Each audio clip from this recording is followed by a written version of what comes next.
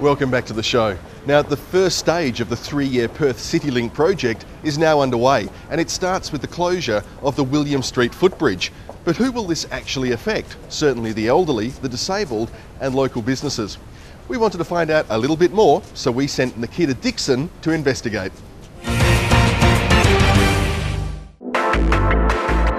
Perth commuters making the trip from Northbridge to the Perth busport might be in for an unwelcome surprise on August 24th when the William Street Footbridge closes permanently. Small businesses in the area will suffer. Not only will there be less pedestrian traffic to those who were once in a prime position, but the general comfort of customers in the area will no doubt be affected while construction is completed during working hours.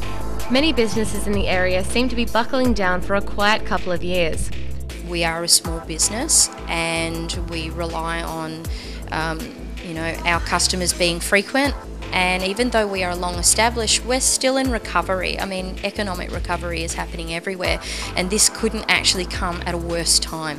Now the intent is that we have a number of other accesses, one being the Horseshoe Bridge, which will take approximately 2 to 2.5 minutes to more time to go across. But you also got the Eastern Concourse Bridge, which is actually a covered walkway and has disability access as well. And then you also have the Milligan Bridge. Personally, I think it's not as accessible, it's not as comfortably accessible. We're on the outer skirts of the city central part, so having that access restricted or at least slowed down, people may not take that effort to go and wander across. When it comes to that convenience, it's not going to be there. I mean, the reality is what we're building, I mean, this project is going to revitalise Perth. I mean, we're sinking the railway lines, we're putting in underground pedestrian path, and the reality is it's going to have jobs and opportunity for Perth for the next 20 years. It's a nice dream and everything like that it's going to be utopian. I've seen the plan, it's really beautiful, but honestly, am I going to survive to see its completion? Look, the reality is it is a fair price to pay, because the fact is that it's revitalising Perth. So yes, there will be some disruption, but in the overall view, it's going to be great for Perth. Can we just think about existing traders? Some of us have been here longer than a decade. I've been here for a decade, some people a lot longer, and I just feel like we've just been smacked in the mouth a little bit and gone, but it's okay, it's only for a couple of years. The stakeholders and the businesses have all been informed, and we've actually had major consultation, and we'll have consultation throughout the process of the construction. There's been an amazing amount of publicity on this. Look, we do get the occasional trickle of information, and by the time we get information, they've already started works, or there's already a sign saying they are removing the main access for my clients, potential clients, to cross from the city into Northbridge, and that gets very frustrating to us business owners. This is, to me, one of the major jobs that Perth has encountered for many years, and it is going to change the face of Perth. So it's a small price to pay, and the benefits just outweigh what the minor disruption that they will have. The removal of the William Street Footbridge is just one step in the major reconstruction of the Perth City Rail Link. While the project is set for completion in 2014, we can only hope in the meantime that any changes are as painless as possible for our Perth commuters and small businesses. Now, if you're in the property game, you probably get a lot of your information from Landgate. Unfortunately, most of that data is actually quite out of date. If you want real-time data, your only option is to talk to REIWA.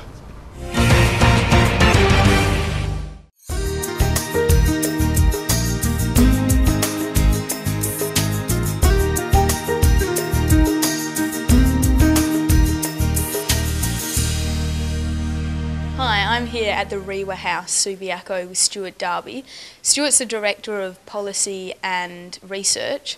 Stuart, tell us about how important the research that's conducted here and how beneficial it is. The data that we publish in the media generally is the official Landgate data, which is the official sales evidence from the state government's land administrator. But REIWA itself collects an amazing amount of data from its members.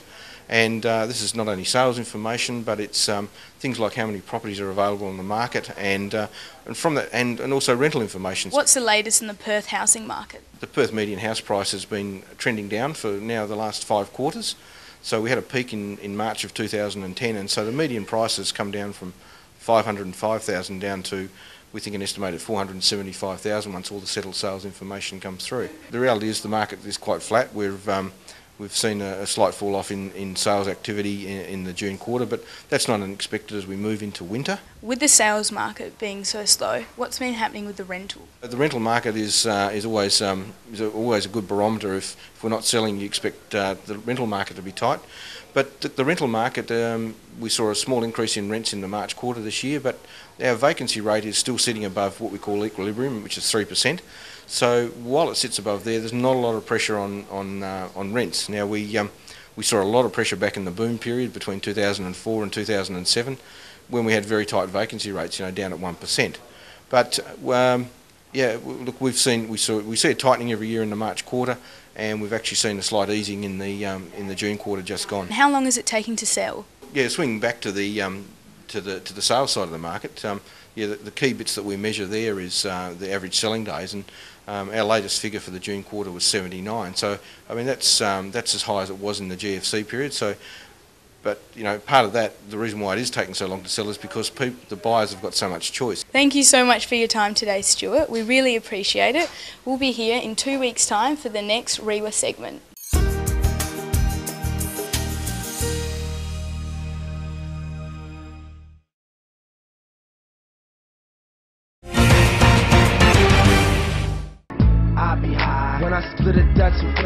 From the lows of real estate to the highs of marijuana, we wanted to find out what you think about how the law treats alcohol, tobacco and marijuana.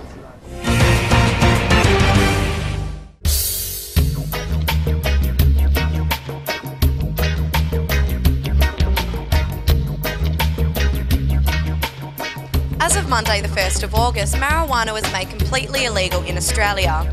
We hit the streets of Perth to find out what people think of this new law.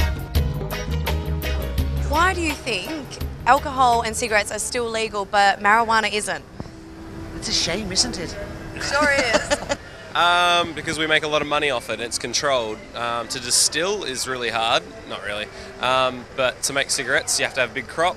To grow marijuana, you can put it in a little cupboard and it's nice, it can be grown, and the seeds germinate because it's a weed. I think they're probably doing it for people's own good because, I've got a lot of friends that in like my age now, and they're like going nowhere with their life, and I'm at university, so the biggest problem is probably alcohol, isn't it? That's the stuff that's being taxed. The people are paying tax on. That's what the government are making money from.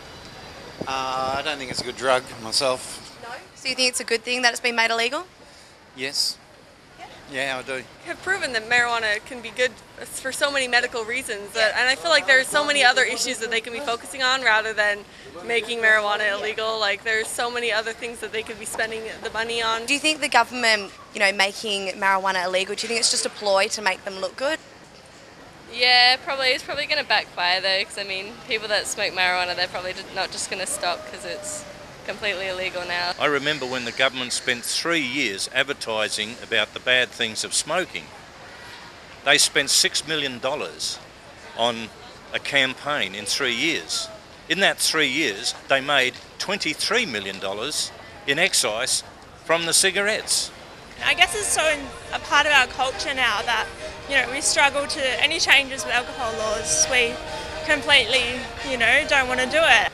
As a police officer, I also know what alcohol does to people. Every fatal accident I've been to, alcohol. 90% of the accidents, alcohol. Domestic violence, alcohol, right? People disorderly, alcohol.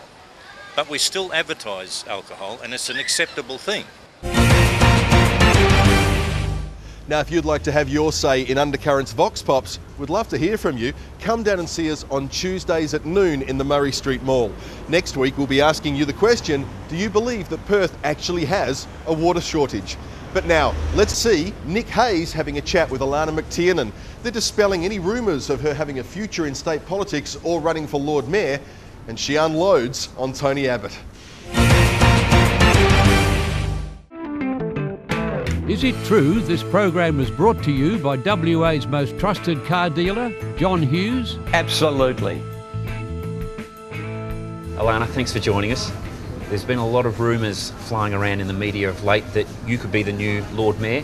Any truth to that rumour? No, I've made it very clear that there is no way that I would stand against Lisa Scafidi. I think Lisa's a friend, and I think she's doing an extremely good job as Lord Mayor, and I just wouldn't see any point in standing against her. I'm looking at standing perhaps for the Mayor of Vincent, which is just a small municipality that was once part of the city of Perth. The last 4 years hasn't been really great for the state Labor Party.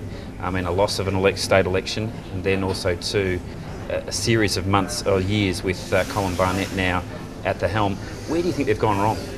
There is concern about the concentration of power within the party, and that Robert Ray described it as a culture of nepotism.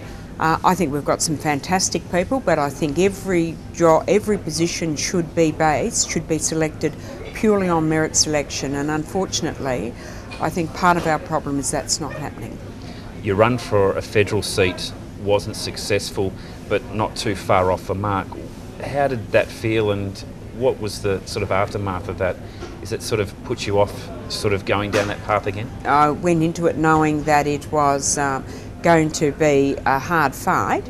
I have to say I was totally disappointed, and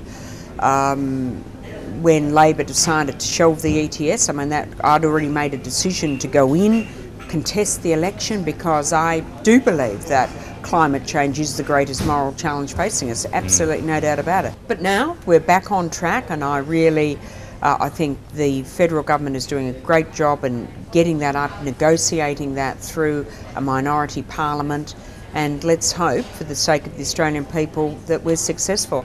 I think I already know the answer to the question that I'm about to ask, but what are your real thoughts on Tony Abbott? Tony Abbott, in my view, is completely and utterly immoral. Here's a man that portrays himself as a man of religion, a man of God, a man of morality.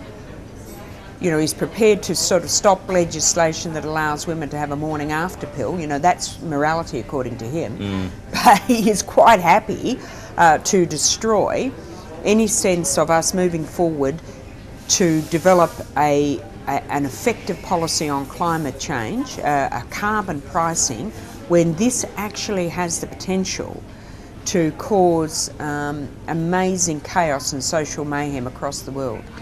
Alannah, the fire's still in the belly, there's no doubt about it. So the town of Vincent, tell us a little bit more about that.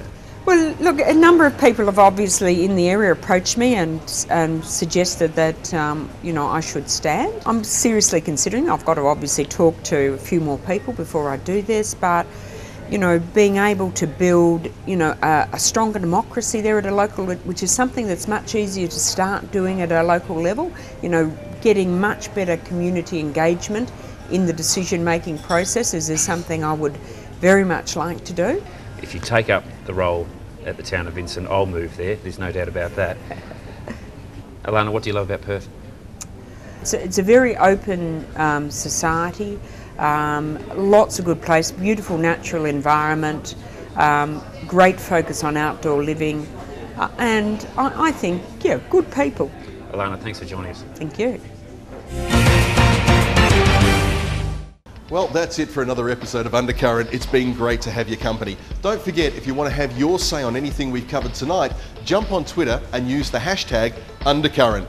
Next week, we're going to be talking all about water, and we'd love to see you then. I'm Jason Jordan. Good night.